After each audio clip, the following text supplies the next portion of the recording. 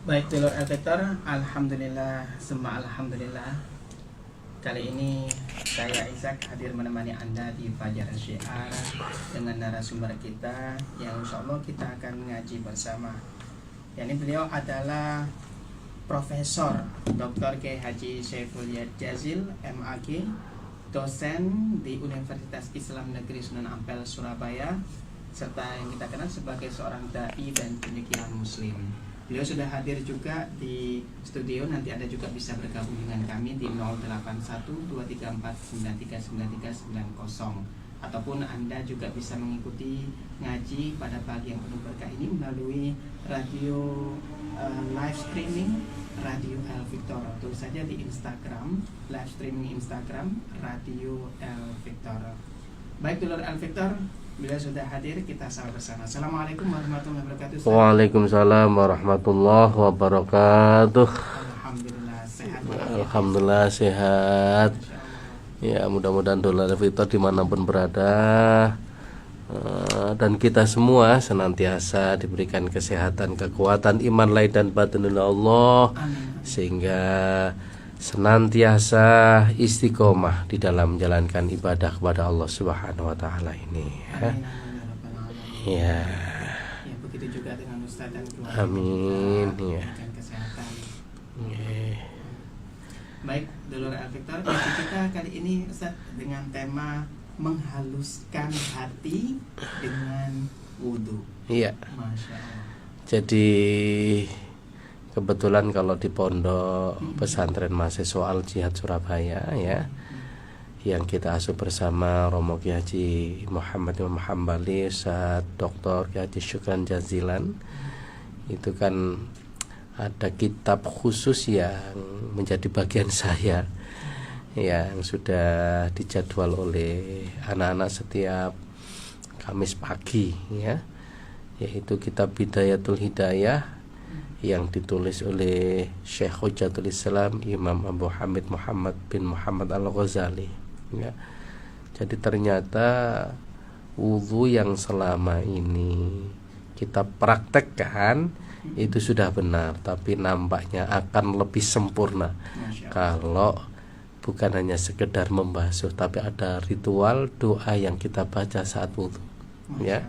Jadi sebenarnya seperti yang diajarkan Rasulullah, sebenarnya setiap aktivitas kita baik ibadah maupun non ibadah itu ada rangkaian doanya, Mas Ishak, ya. Jadi cuma kita memang karena doanya itu panjang-panjang sehingga jarang sekali mempraktekkan. Yang kita praktekkan hanya sholat, karena doanya pendek-pendek kan gitu, ya. Kalau sholat ruku subhana rabbil azim bihamdi sami Allahu liman hamidah rabbana walakal hamdu mil samawati wal ardi wa mil ma syi'ta min syai'in ba'du, dan seterusnya. Dan itu memang doanya sangat pendek. Cuma kalau tawaf itu kan setiap putaran ada doanya. Sa'i setiap putaran ada doanya. Nanti kalau di Multazam ada doanya, di makam Ibrahim ada doanya, Hijr Ismail ada doanya. Jadi semua yang kita lakukan ibadah ini, setiap gerakan ada doa, gerakan doa dan seterusnya. Nah, sebenarnya di dalam wudhu juga begitu. Hanya saja saya sendiri, walaupun ngajar fikih yang selama ini, yang ngajarkan mulai niat membasuh muka dari wajah sampai mata kaki. Setelah itu doa, terakhir doa selesai wudhu, kan gitu, ya. Nah, ternyata yang dipraktikkan oleh Imam Ghazali, ya, sebagaimana doa-doa yang diajarkan Rasulullah itu belum itu pernah kita praktekkan. Nah, saya baru tahu setelah baca kitab ini.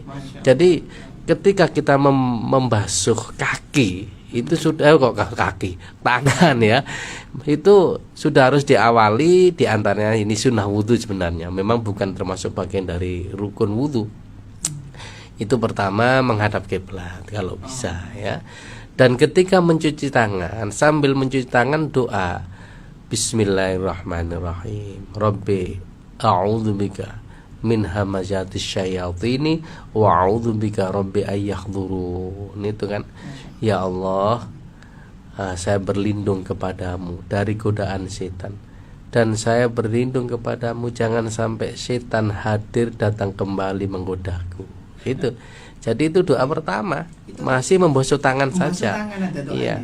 Nanti setelah membasuh tangan biasanya kita lanjutkan apa biasanya Mas ya? Berkumur. Nah, di saat berkumur itu pun juga ada doanya. Ada doanya. Allahumma a'inni ala qiraati kitabik wa kathrati dzikrilak.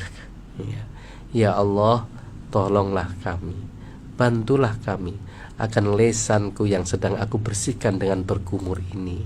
Nah itu ya, engkau jadikan lesan yang senantiasa suka membaca kitabmu. Nah kitab Allah ini apa maksudnya? Al-Quran. Agar lesan yang sedang kita bersihkan ini engkau bantu, engkau tolong untuk senang baca Al-Quran. Wa kathrati dzikrilaka, dan memperbanyak zikir kepadamu. Jadi karena tanpa bantuan Allah Mas Ishak, walaupun kita seringkali macam-macam kita memperbanyak zikir, itu kalau kita tidak mempraktekkan dan bukan karena pertolongan Allah, nampaknya mustahil itu ya.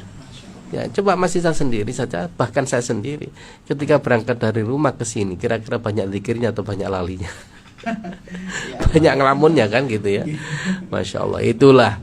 Jadi mulai dari berkumur sudah doa minta pertolongan pada Allah. Karena itu kemudian Rasulullah ada doa yang juga dibaca selain ini, Allahumma a'inni ala dzikrika wa syukrika wa husni ibadatik. Itu.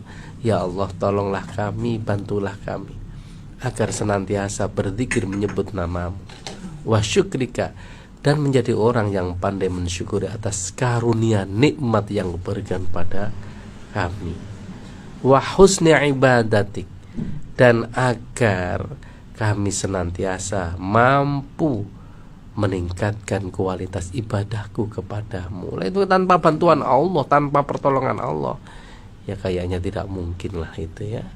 Karena itu diminta mulai dari kumur begitu. Nah yang kedua, selanjutnya hidung. Nah itu pun juga begitu. Ketika memang hisab hidung dan mengeluarkannya, itu ada doanya. Ya Allah, Allahumma arrihni raihatal jannah wa na'udzubika min rawaihin nar. Ya Allah, semoga engkau izinkan, engkau ridhoi hidungku ini menjadi hidung yang kelak mencium baunya surga. Dan saya berlindung kepadamu, jangan sampai hidungku ini termasuk golongan hidung yang mencium baunya neraka. Ya, karena memang fungsinya hidung. Jadi ketika kita membasuh gerakan anggota wudhu ini, kita membayangkan fungsinya. Kalau fungsi lisan itu adalah untuk bicara, untuk maka memperbanyak baca Al-Quran dan berbicara, tapi mengucapkan zikir. Nah hidung kita karena fungsinya adalah untuk mencium. Nah langsung bisa konsentrasi, ya Allah, semoga engkau meridhoi, mengizinkan hidung kami ini termasuk hidung yang mencium baunya surga, dan jangan sampai termasuk hidung yang suka mencium baunya neraka.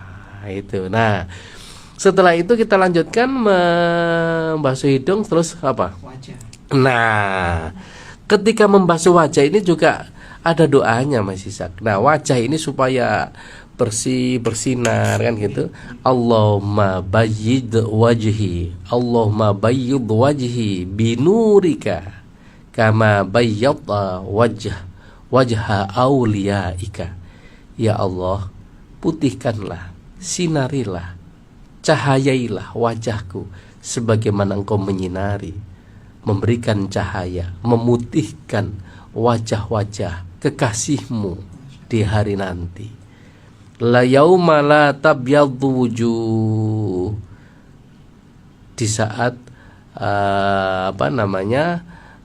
supaya engkau tidak menjadikan wajahku ini menjadi hitam. Wala tusawwid wajhi kama tusawwidu wajha a'daika, dan janganlah engkau menjadikan wajahku ini menjadi hitam pekat sebagaimana engkau menghitamkan wajah-wajah musuhmu. Nah siapa musuh Allah ini?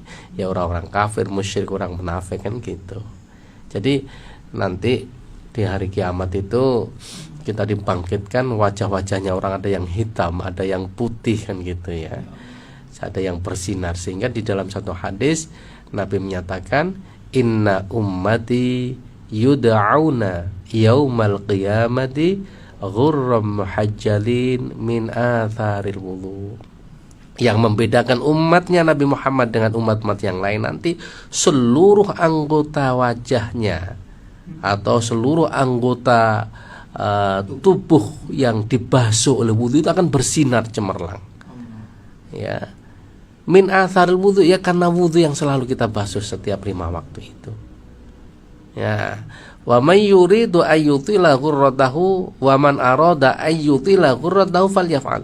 Barang siapa yang ingin atau menghendaki dipanjangkan sinarnya, hendaklah dia melakukannya. Nah, artinya kalaulah misalnya kita membasuh wajah ini hanya sekedar wajah, tapi mungkin bisa ditarik ke belakang. Kalau biasanya hanya sekedar membasuh rambut itu hanya 3 helai kan minimal gitu. Itu bisa, supaya kalau kita ingin nanti bercahaya seluruhnya, dibasuh wajah seluruh kepala seluruhnya. Kalau tangan hanya siku mungkin dinaikkan sedikit ke atas dan seterusnya. Karena apa? Sekali lagi, wajah kita, rambut kita, tangan kita, telinga kita, kaki kita akan memancarkan cahaya nanti di hari kiamat. Ya, sehingga ketika kita membasuh wajah, membayangkan, ya Allah, putihkanlah, sinarilah wajahku sebagaimana Engkau menyinari ya wajahnya para kekasihmu, dan jangan Kau menjadikan hitam wajahku sebagaimana Engkau menjadikan hitam pekat wajahnya musuh-musuhmu. Nah, setelah itu membasuh apa? Kedua tangan. Nah, tangan kanan, ketika membasuh tangan ini, tangan kanan kita berdoa, Allahumma a'ti kitabi biyamini. Ya Allah, semoga Engkau memberikan catatan buku amalku ya dengan tangan kanan. Nah, ketika membasuh tangan kiri, doanya wala tu'tini kitabi bishimali. Janganlah Engkau memberikan catatan buku amalku dengan tangan kiri. Karena nanti di hari kiamat itu semua dibangkitkan dan kita sedang dihisab, dikumpulkan di mana, Mas? Padang mahsyar.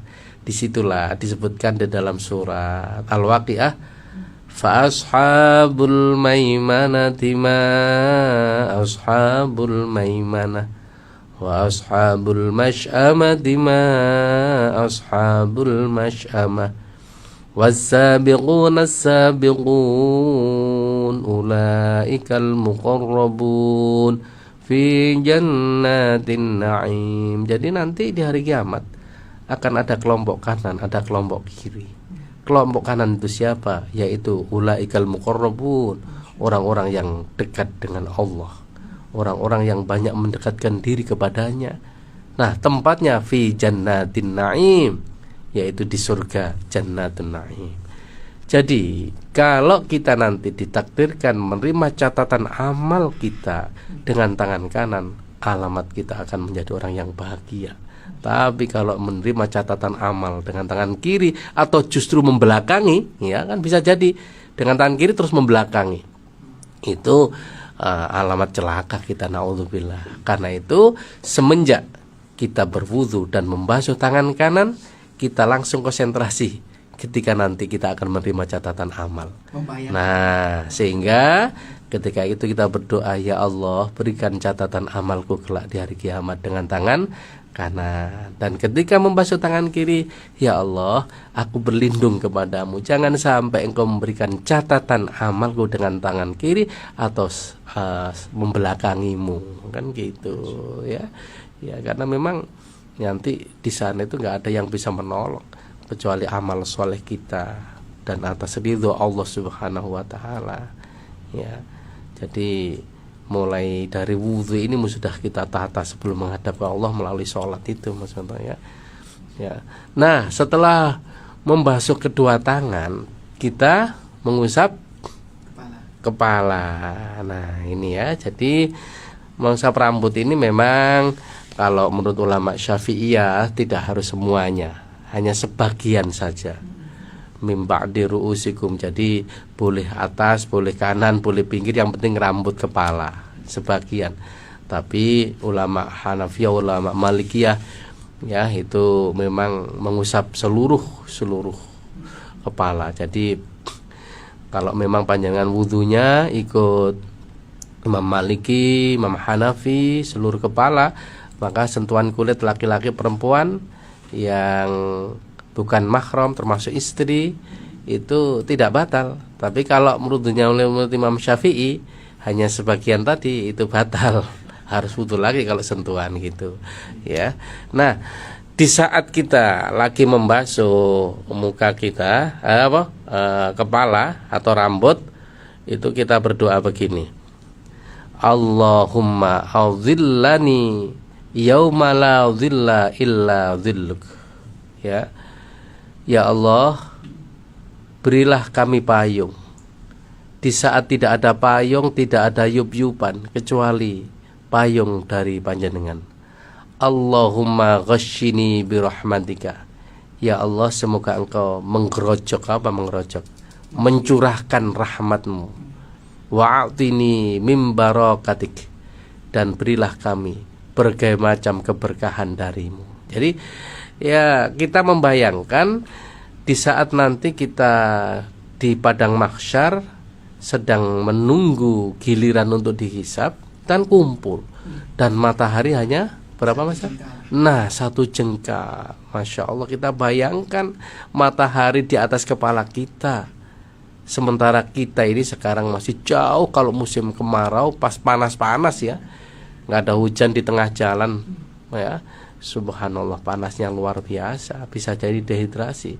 Nah di saat itulah saudara sekalian, nggak ada yub-yuban, nggak ada payung, nggak ada rahmat kecuali payung dari rahmatnya Allah Subhanahu wa ta'ala ya. Jadi di saat kita membasuh kepala kita, membasuh rambut kita, doanya adalah ya Allah, curahkanlah rahmatmu kepadamu, berilah kami berbagai macam keberkahanmu, dan payungilah kepalaku di saat tidak ada payung kecuali payung dari rahmatmu ya itu. Nah ini gini nanti Mas Ishak, di dalam satu hadis Rasulullah menyatakan bahwa sab'atun yudhilluhumullah yauma la dhilla illa dhilluh. Ada 7 golongan yang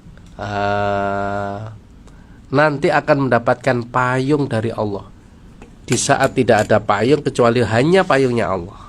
Tidak ada yub-yuban kecuali yub-yuban dari Allah. Tidak ada tempat berlindung kecuali berlindung dengan perlindungannya Allah. Nah 7 golongan. Di antaranya adalah imamun adilun, seorang imam yang adil.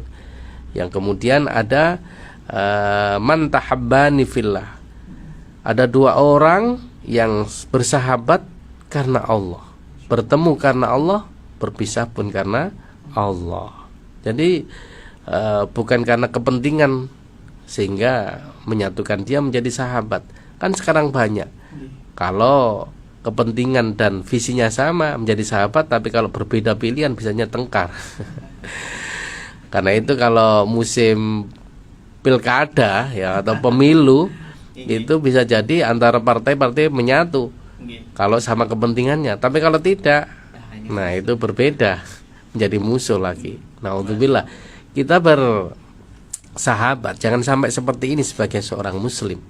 Di saat sedang membutuhkan saja kemudian kita mendekat, tapi di saat sudah terpenuhi kebutuhannya kemudian menghindar. Ya, teman yang baik, teman sejati adalah dalam kondisi apapun, di saat senang dan susah dia selalu hadir untuk menyertai kita atau saling membantu ya. Jadi berteman karena Allah nanti menjawab jaminan akan mendapatkan payung dari Allah.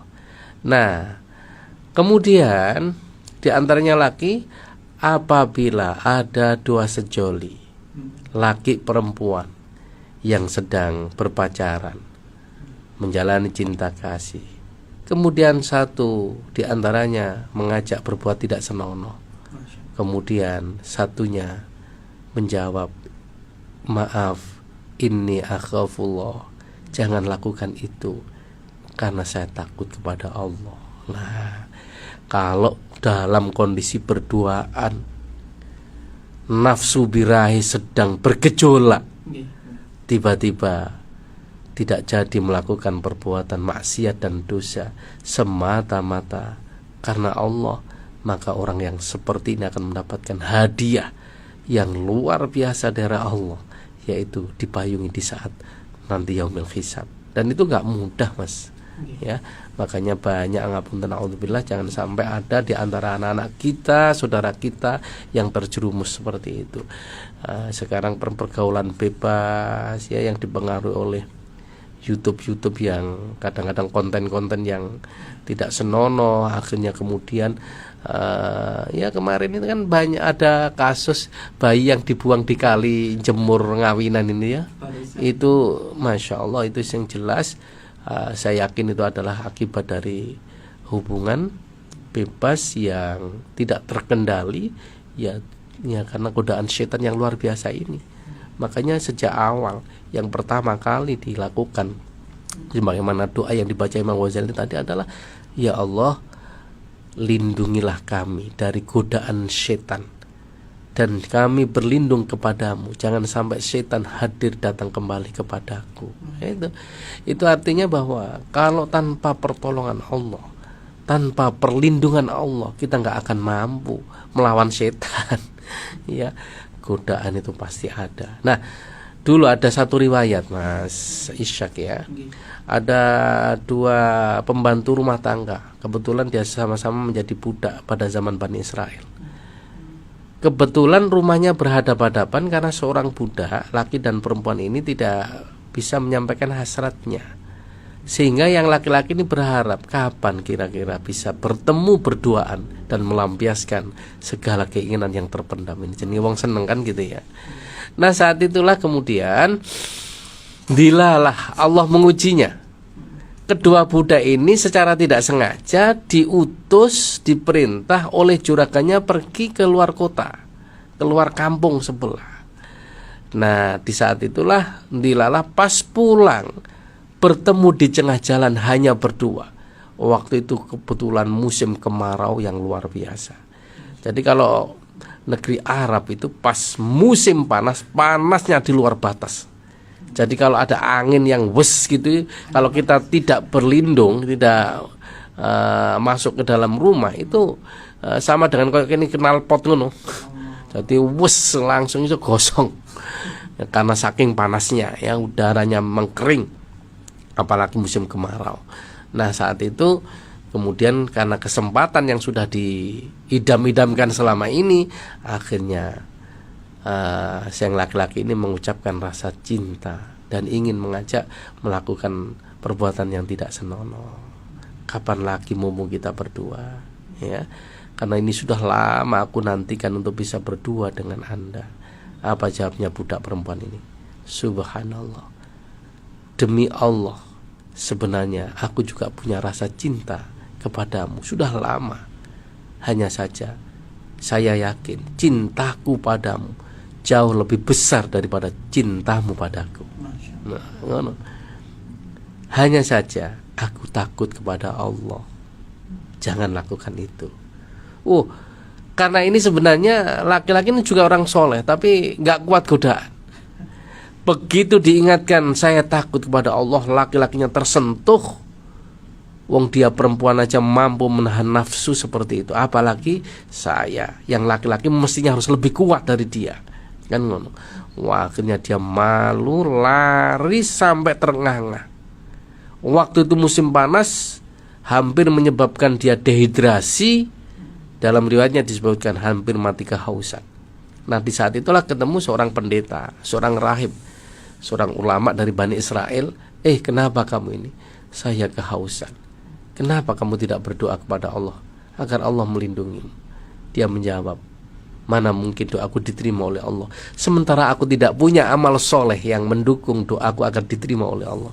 Baiklah kalau begitu, aku tak berdoa, kamu yang mengamin di belakangku. Akhirnya orang Bani Israel ini berdoa, diamini di belakangnya. Tiba-tiba ada sebuah keajaiban.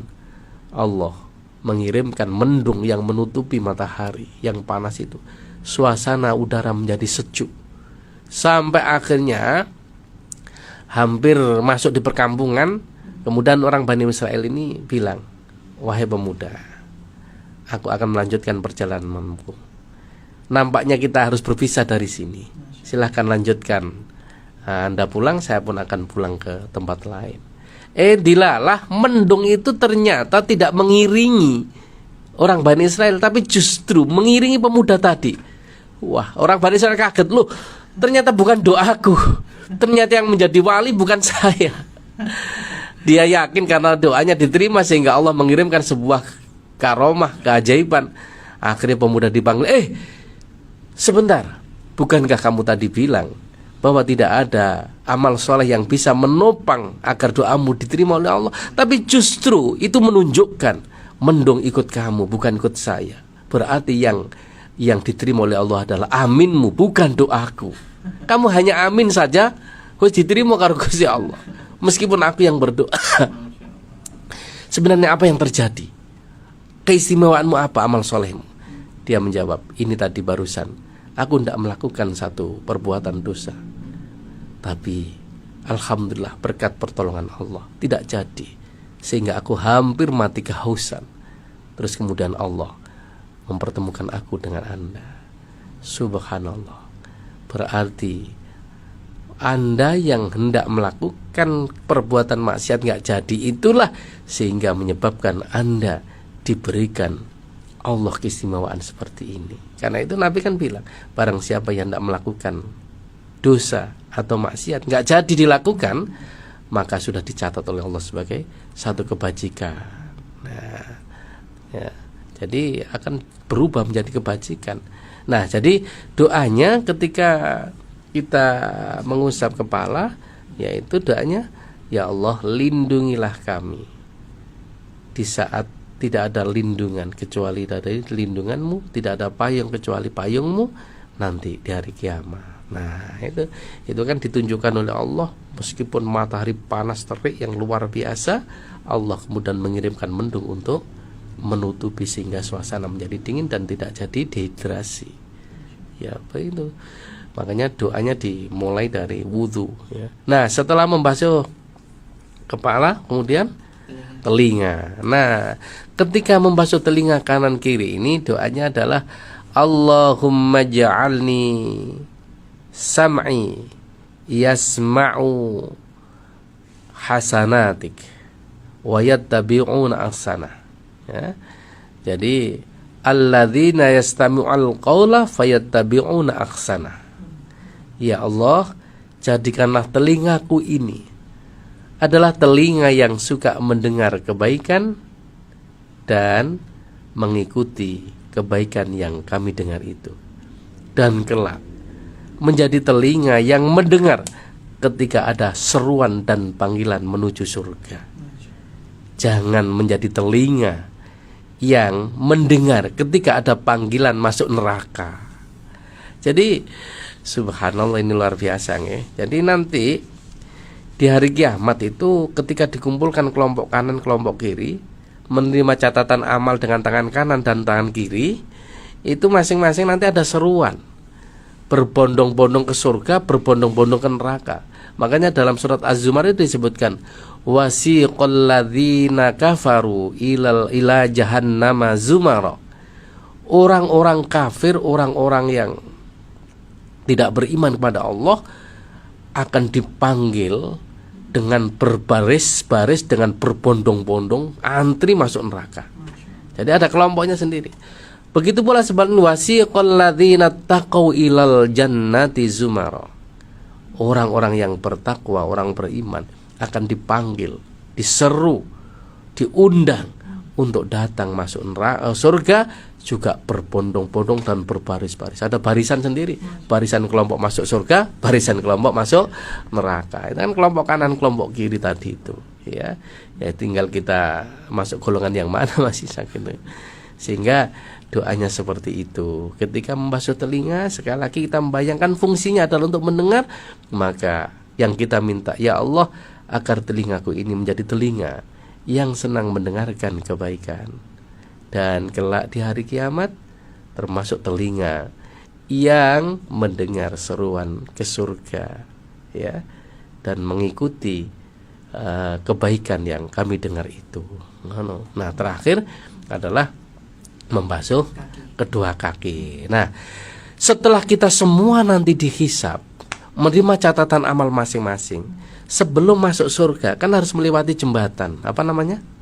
Nah, itu kita akan melewati jembatan Shirathul Mustaqim. Dalam satu riwayat disebutkan besarnya jembatan yang kita lalui ini berapa, Mas Ishak? Rambut dibagi 7. Masya Allah, rambut dibelah jadi 7. Bisa kita bayangkan iso nggak kira-kira? Ya gak mungkin lah ya, pasti terpelanting. Nah, jangankan rambut, cagak listrik guru karuan kan. Kondisinya soalnya di bawah ini ada neraka yang bertingkat-tingkat, jelas panas. Apalagi kondisi kita lewat, subhanallah. Nah, dari saat itulah kemudian doanya adalah Allahumma tsabbit qadami 'alas siratil mustaqim ma'a ibadikas sholihin. Ya Allah, teguhkanlah, tetapkanlah delamaan kula niki agar senantiasa tetap berjalan di atas siratal mustaqim. Wa na'udzubika. Nah, ini ketika membasuh kaki kiri, doanya wa na'udzubika antazilla qadami 'alas siratin nar. Jangan sampai kakiku ini menjadi kaki yang terpeleset dan terpelanting ke dalam neraka. Nah, jadi di saat kita membasuh kaki kanan dan kaki kiri, doanya adalah ya Allah, agar kakiku tetap kokoh, tetap teguh ketika melewati jembatan Shirathul Mustaqim, dan jangan sampai terpeleset dan akhirnya terpelanting ke dalam neraka. Nah, setelah itu baca asyhadu an la ilaha illallah wahdahu la syarikalah wa asyhadu anna muhammadan abduhu rasuluh. Allahumma ja'alni minat tawabina wa ja'alni minal mutatahhirin. Itu sudah selesai. Nah, karena itu saya kemudian ingat ketika di Mekah Madinah itu setiap pancuran air wudhu itu ada tempat duduknya, dan airnya kecil sekali, seujung sedotane aqua kecil itu, ya. Airnya yang keluar. Karena apa? Karena kalau airnya boros terus kemudian kita doa seperti itu kan ya lama, ngentekno banyu kan, ya. Nah, oleh karena itu nah, kalau kita mempraktekkan seperti itu ya airnya jadi dibuka ya boros karena gak lama kan. Nah, cuma gimana Ustaz misalnya gak apal dungane, sementara sudah mau iqomah, kita mau nututi nanti kalau wudhu itu seperti itu kan ya nggak lama dan iso-iso ketinggalan jamaah. Ya caranya gini, ya Allah, kula wudhu dungane mulai awal sampai akhir seperti doa yang dibaca Imam Ghazali yang diajarkan oleh Ustaz Jazil di El Victor kemarin. Nah, langsung wes cari malaikat iya kan enak ngono. Yang penting kita sudah sekarang tahu ilmunya, sudah bisa mendengar dan bisa membayangkan. Jadi ya, sebelum kita lanjutkan dengan pertanyaan, masih kita awali dari awal ya. Jadi langsung pertama kali, kalau kita nggak bisa doanya bahasa Arab, ya jangan bahasa Indonesia yang Jawa karena memang kita orang Surabaya, ya. Jadi ya Allah, pertama kali sambil mencuci tangan, ya Allah, lindungilah kami dari godaan setan dan jangan sampai setan hadir kembali untuk menggodaku, kan ngono. Nah, ketika kumur, membayangkan fungsinya adalah ya Allah, tolonglah kami agar lisanku ini senantiasa membaca Quran dan senantiasa memperbanyak zikir kepadamu. Nah, ketika membasuh hidung, menghirup hidung, ya Allah, izinkanlah kami, ridhoilah kami agar hidungku menjadi hidung yang mencium baunya surga, dan jangan sampai hidungku menjadi hidung yang mencium baunya neraka. Nah, ketika kemudian kita membasuh wajah, langsung donga ya Allah, sinarilah wajahku agar menjadi wajah yang bercahaya seperti engkau menyinari wajah-wajah kekasihmu, ya, para wali-walimu, para nabimu nanti di akhirat. dan jangan engkau menjadikan wajahku hitam pekat seperti engkau menghitamkan wajahnya musuhmu orang-orang kafir, kan gitu. Nah, ketika itu membasuh tangan, kita membayangkan di saat nanti kita bangkitkan menerima catatan amal, kan gitu. Ya Allah, berilah catatan amalku dengan tangan kanan, dan jangan kau memberikan buku catatan amalku dengan tangan kiri. Nah, ketika membasuh kepala, membayangkan nanti di sana panas, ya, nggak ada yup-yupan, sehingga kita berdoa, ya Allah, payungilah aku di saat tidak ada payung kecuali payung dari rahmat-Mu. Nah, kemudian membasuh telinga, fungsi telinga untuk mendengar, ya Allah, agar telingaku ini suka mendengarkan kebaikan dan mengikutinya, menjalankan kebaikan yang aku dengar. Dan agar telingaku ini menjadi telinga yang mendengar di saat ada seruan ke surga, jangan sampai mendengar seruan ke neraka. Nah, kemudian membasuh kedua kaki, ya Allah, kokohkanlah, teguhkanlah kakiku agar tetap di atas Shirathul Mustaqim, jangan sampai terpeleset dan terlanting ke dalam neraka. Ya gitu.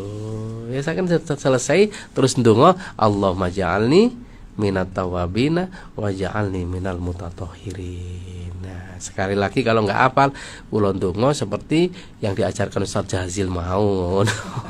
Langsung wudu. Ya itulah Mas Isa. Jadi kalau begitu insya Allah wudu kita akan menjadi wudu yang bisa menggugurkan dosa-dosa. Karena rangkaian doa kita ini kan nggak tahu mana yang diterima oleh Allah. Siapa tahu justru saat wudhu itu diterima oleh Allah Subhanahu Wa Taala. Ya, jadi ternyata pengantar sholat, ya, aqimis sholata lidzikri, sholatlah kepadaku agar senantiasa berzikir kepadaku, itu diawali dari wudhu ini sudah. Ya, oke, saya kira demikian Mas Ishak. Masya Allah. Baik, Dulur Al-Fikri, kita lanjutkan kembali. Yang pastinya nanti Anda juga bisa bergabung dengan kami di 08123493939390. Ya, kita masuk ke sesi tanya jawab. Ada berapa WA sudah masuk Ustaz dan juga penelpon. Kita ke WA ya Ustaz ya. Iya. Oh, sudah ada yang masuk. Assalamualaikum warahmatullahi wabarakatuh. Warahmatullahi wabarakatuh, Bu. Bu Siti. Nggih, Bu Siti. Monggo.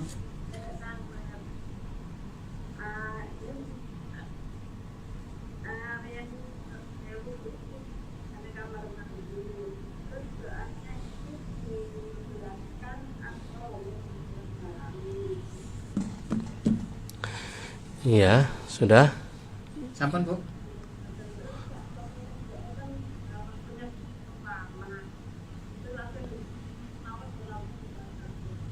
Nggih. Ya. Jadi langsung dijawab Mas Ishak ya. Iya. Iya.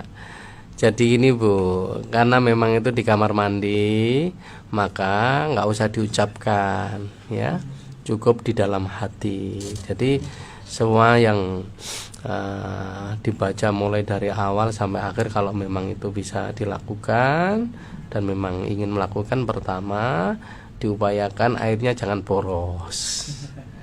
Ya diri-diri kecil aja, sebab kalau kita buka bior kan yo terus ngalir kan itu ya. Ya, jadi sambil membasuh, sambil jalan kita membayangkan, kemudian doanya di dalam hati saja, jangan diucapkan. Walaupun bismillah sampai Allah macam tadi juga di dalam hati ya. Jadi karena memang posisinya di kamar mandi ada toiletnya. Tapi kalau memang di tempat wudhu khusus yang tidak di kamar mandi, nah ini memang dianjurkan untuk disunahkan baca dengan lisan, nggak masalah ya gitu ya. Jadi kalau nggak hafal ya wis ning ati mulai awal, ya Allah kula ajeng wis pokoke ndonga seperti wau lah ngono. Itu nggak apa-apa ya. Nggak apa-apa. Jadi malaikat tambah ngerti. Ya. Makanya ini Gus Baha itu saya ingat ketika ngisi di YouTube itu kan ya. Kalau tawaf itu kan doanya kan memang 4 putaran kan panjang-panjang. Ya Allah, panjenengan sudah tahu apa yang aku maksudkan. Langsung udah, wis gak usah dawa-dawa, wis ngerti kabeh apa kebutuhanku, apa yang aku inginkan dan apa yang terbaik untuk hidupku, wis langsung muter. Masya Allah. Tapi itu diyakini ya Ustaz? Oh, diyakini kan mesti yang terbaik dunia akhirat kan. Ya, itu tapi sebagai latihan untuk berzikir, kalau bisa ya biar kita nggak lupa, ya disetir dengan hati kita berzikir tadi, gitulah ya. Biar wudhu kita ada bedanya dengan wudhu yang tidak ada ilmunya. Ini sekarang sudah mendengar dan ternyata mudah dilakukan, monggo sambil membayangkan fungsi dari anggota tubuh yang kita lakukan ini, terus membayangkan saat nanti kita dihisab ya. Mudah-mudahan kita semua menjadi orang yang selamat semuanya. Lanjut Ustaz. Iya, silakan. Ada pertanyaan dari WA. Ini mengenai sesuci Ustaz. Iya. Assalamualaikum warahmatullahi wabarakatuh Pak Ustadz. Mau tanya, saya kemarin pas suci mulai nyaur puasa sebab punya hutang. Yang mengaji ya sholat wajib juga sholat sunnah. Terus tamunya datang lagi. Maksudnya anunya Ustaz datang lagi sebab tidak mesti datangnya mungkin mulai monopos. Jadi berhenti lagi kewajiban semua itu. Itu bagaimana Ustaz? Apa pahalanya tetap mengalir dan apa yang harus saya baca supaya tetap istiqomah dari hamba Allah? Wassalamualaikum. Salam. Ya Ibu, jadi ketika orang haid, orang menopause itu memang ada sebuah larangan ya, seperti sholat harus berhenti ya. Ya, jadi cuma kalau sholat kan tidak wajib diqadha. Ya, kalau puasa wajib diqadha. Jadi kalau panjenengan ternyata punya hutang puasa dan belum lunas, apalagi kemudian pas menjelang maghrib tamunya datang lagi haid ya, wah itu kan tinggal dikit, itu tetap wajib mengulang kan gitu. Nah hanya saja pahala panjenengan tidak terhenti, bisa diganti yang lain. Dengan apa? Berzikir. Jadi bukan berarti orang yang haid itu tidak boleh baca Quran. Boleh membaca, tapi tidak boleh membawa mushaf. Boleh membaca, tapi tidak diniati membaca. Kalau kita membaca kan Bismillahirrahmanirrahim, Alhamdulillahirabbil alamin, Yasin wal Quran, Alhamdulillahirrahmanirrahim, Maliki yaumiddin, dan seterusnya, itu membaca dengan suara, dengan lafal yang keras. Karena diniati zikir, ya dibaca di dalam hati. Atau bahasanya membaca tapi umi-umi, tidak muncul hurufnya. Ya, jadi membaca diniati doa dan zikir. Seperti panjenengan makan, itu kan dianjurkan baca bismillah. Jangan kemudian haid terus gak baca bismillah, tetap baca bismillah tapi dalam hati. Nah, itulah bahasanya zikir. Bukan berarti tidak boleh membaca bismillah, karena bismillah adalah bagian dari Al-Qur'an. Nanti kalau setelah selesai juga alhamdulillahirabbil alamin. Alhamdulillahirabbil alamin ada ayat kedua dari surat Al-Fatihah juga. Nah, karena itu sekali lagi, kalau memang panjenengan punya hafalan, ya silahkan dibaca, tapi bacanya umi-umi, tidak dilafalkan. Niatnya berzikir kepada Allah. Yang kedua, tidak boleh baca mushaf. Yang boleh apa? Dengan baca Quran terjemah, itu boleh. Ya, karena bukan mushaf. Sudah ada campur terjemahnya, itu boleh. Sehingga kalau panjenengan datang ke majelis yasinan tahlil, ya itu boleh menirukan. Ya, nah, ya berzikir kan yasin kan ada terjemahnya banyak biasanya kan, itu ya, itu boleh ya, tapi niatnya zikir bersama-sama, tapi jangan dikeraskan. Nah, oleh karena itulah bagi orang yang haid sebaiknya tidak menjadi pimpinan membaca yasin, cuma jadi anggota di saat haid. Nanti kalau sudah haidnya lunas baru menjadi pemimpin lagi kan gitu. Nah, bagi ustadz-ustadzah gimana? Ustadzah yang ini boleh untuk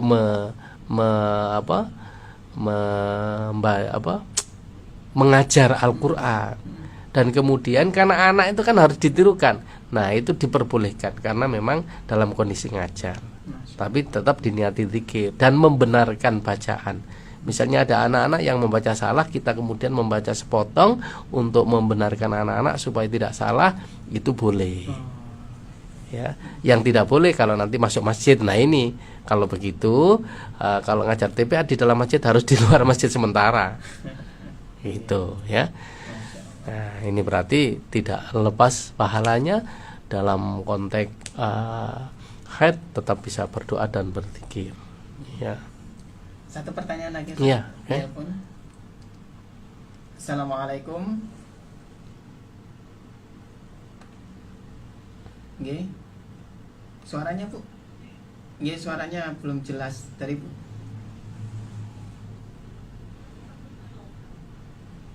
Nggih, cari posisi.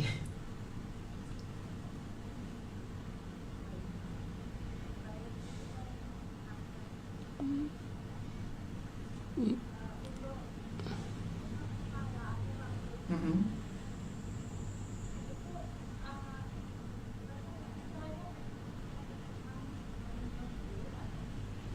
Nggih.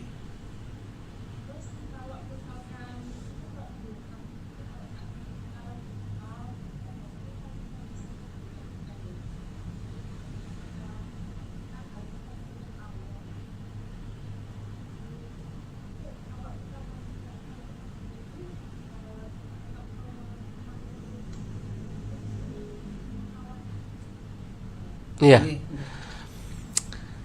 Jadi yang terkait langsung saja saya sudah bisa menangkap ya, Ibu ya. Jadi sekali lagi saya sampaikan bahwa mengusap kepala ini antara ulama Syafi'iyah, Hanafiyah, Malikiyah memang ada perbedaan ya. Kita kalau terbiasa memakai pendapatnya Imam Syafi'i minimal 3 helai. Jadi ini tidak akan merubah posisi ibu meskipun pakai kerudung, tangannya dibasahi terus didelepno nanggone kerudungnya ya. Ini kan ya sudah terbasuh kan gitu. Ya, mengusap bukan membasuh. Kalau membasuh ngerojok. Makanya bahasanya wamsahu bukan waghsilu. Kalau wajah waghsilu sehingga airnya harus kita ikut kita basuhkan, kita gerojokkan. Tangannya juga begitu, kaki juga begitu. Tapi kalau telinga kepala dan telinga itu wamsahu, diusap saja sehingga tangan kita basahi meskipun airnya nggak netes, yang penting basah. Kita sentuhkan di rambut mana saja, baik di kepala, di iringan, yang di belakang itu boleh dan sah ya, asalkan sudah terusap air dan tidak ada hal yang menghalanginya.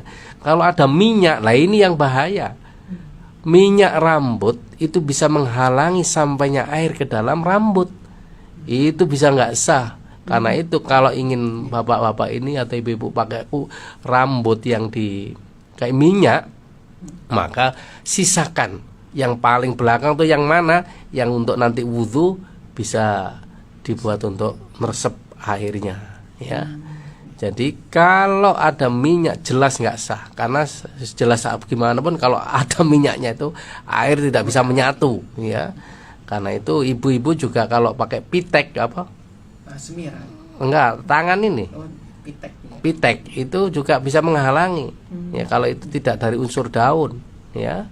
Kan kadang-kadang kan itu cat kan ya, warna. Nah begitu pula kalau semir rambut itu, kalau catnya dasarnya itu bisa menutup rambut sehingga menjadi hitam yang asalnya putih dan itu menghalangi air sampai ke sana, itu juga nggak sah. Nah sehingga kalau caranya sederhana, nggak harus dibuka. Kalau kita pakai mazhabnya Syafi'i, Imam Syafi'i cukup ya tangannya diusap, dimasukkan ke dalam ya, sudah bisa ya. Nah kalau ingin ikut mazhabnya Imam Maliki, Imam Hanafi, yaitu dilepas dan mencari tempat yang tidak dilihat orang. Itu makanya ada tempat wudhu laki-laki, tempat wudhu perempuan biasanya kan ada. Yang laki-laki jangan nyelonong ke sana. Untuk penggunaan pakaian, Ustaz. Iya. Nanti kan disebutkan ada mazhab Syafi'i, Imam Hambali dan juga Imam Hanafi. Cara penggunaannya itu bagaimana, Ustaz? Apakah nanti bisa kita wudhu lah kita gunakan mazhab Syafi'i? Apakah nanti sholat juga boleh menggunakan mazhab yang lain atau bagaimana, Ustaz? Ya boleh. Jadi kita kalau yang penting wudhunya sempurna. Yang tidak boleh itu terpisah. Misalnya begini, wudhunya ikut Imam Syafi'i, nanti hal-hal yang membatalkan wudhu ikut Imam Hanafi misalnya. Contoh wudhunya Imam Hanafi kan kepalanya harus diusap semuanya Dan ketika itu sentuhan laki-laki perempuan yang bukan mahramnya kan tidak batal.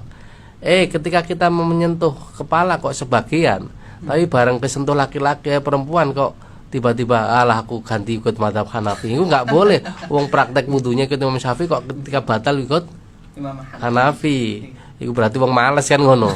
Maka kalau gitu harus tetap mengulang wajib wudunya. Nah, sehingga dalam kondisi tertentu gini memang ada perbedaan mazhab itu luar biasa hikmahnya. Ketika kita di Mekah, Madinah yang campur aduk seperti itu ketika sholat dan ketika tawaf terutama kan menyatu laki perempuan, itu kalau kita mempertahankan Imam Syafi'i kan menampaknya sulit, kita mesti batal. Nah, dalam kondisi seperti inilah kita wudunya harus ikut Imam Hanafi, Imam Maliki, di seluruh rambutnya diusap, sehingga kalau di keramaian itu harus mencari tempat yang tidak dihuni laki-laki. Dan insya Allah kalau di Mekah Madinah tempatnya laki perempuan sudah berbeda, sehingga bebas untuk membuka kan gitu ya. Dan kemudian tidak hanya digerojok, tapi ada unsur digosok, diratakan, mulai dari pertama sampai kaki itu ada diratakan ya, gitu. Baru kemudian laki perempuan bisa gandengan tangan seperti saya dengan istri saya ajari seperti itu kalau di sana. Kalau kembali di Indonesia ikut Syafi'i lagi monggo kan gitu ya. Oke, kita akhiri dengan bacaan hamdalah bersama. Alhamdulillahirabbil alamin. Subhanakallahumma bihamdika asyhadu an la ilaha illa anta astaghfiruka wa atubu ilaik. Terima kasih atas perhatiannya. Mohon maaf atas kekurangan. Assalamualaikum warahmatullahi wabarakatuh.